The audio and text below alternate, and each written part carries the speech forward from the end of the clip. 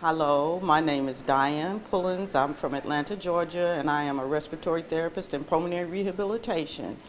I got into respiratory therapy uh, after high school. You know how high schools have these career days?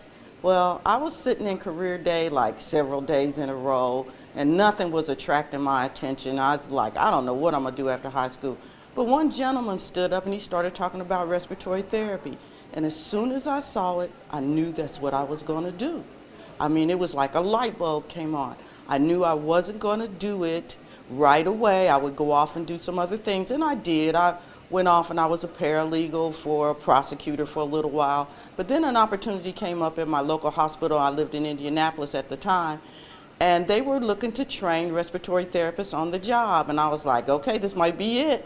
So I went over and I applied for the job, and the gentleman looked at me, looked at my resume, wasn't really sure I had quite the right background. Even though I'd had some college, it wasn't enough in science. But he looked at me and he said, I'm gonna take a chance and I'm gonna go ahead and put you through this program. And I thrived in it. I did very well, and after completing the on-the-job training, I went ahead and went to school to get my degree in respiratory therapy. So that's how I became a respiratory therapist. I knew I was destined to do it, honestly. It seems really crazy, but it's true.